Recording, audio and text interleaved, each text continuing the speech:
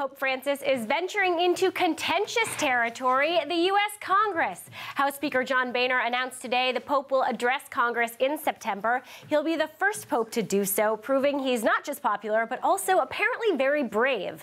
All of this got Quentin Fottrell of MarketWatch wondering how this Pope is managing to win such wide appeal. Hi, Quentin. Hi. Thanks for being here. My pleasure. So, the Pope apparently has a lot of great marketing and PR and management strategies that we should all be paying attention to. One of the things you point out is that he really focuses on the optics. Tell me what you mean by that. Right, so the first thing he did when he took over was he ditched the red slippers. Remember those Gucci loafers? He got rid of those, even though it seems like such an inconsequential thing.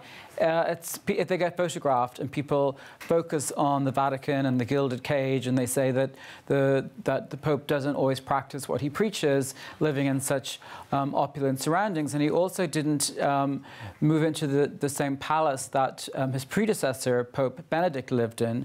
He moved into some more modest surroundings. And he's also been photographed in washing the feet of parishioners and showing more humility and more sense of humor. The other thing he did that I think people would sometimes like to see their politicians do more of is apologizing. Right. So this was a really big move to apologize for the clerical sexual abuse scandals that had been rampant in the Catholic Church and had seen priests, offending priests, being moved from parish to parish. And his previous Pope did not do this, and Pope Francis did. One thing he did say is he qualified during his apology that the number of priests was small relative to the size of the organization, which I suppose is a fair point. It's true, but experts say, and when you apologize, you have to be unconditional. So while he is infallible in a biblical sense, not perfect. Right.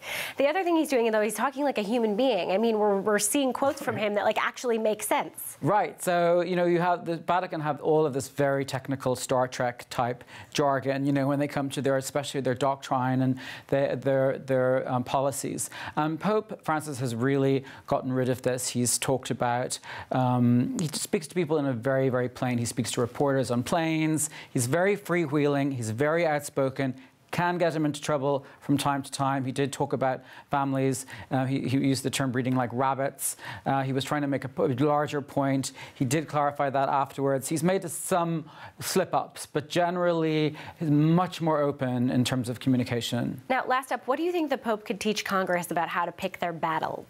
Yes, so the Pope has been brilliant at this because the first thing he did was he said that the Church was obsessed with contraception and gay marriage and abortion. And he said it's not like it's not important to the doctrine, but that it had taken over the narrative of the Church and they should broaden it. He's talked about rich and poor, and he really has managed to do that and take the focus away, especially away from the clerical abuse scandals as well. Of course, underneath all of that, has much really changed? Yes, he's much more humanistic, but the actual policies themselves remain the same. Right. Well, it'll be very interesting to see what message he brings to Congress later this year. Quentin, thanks very much for being here. My pleasure.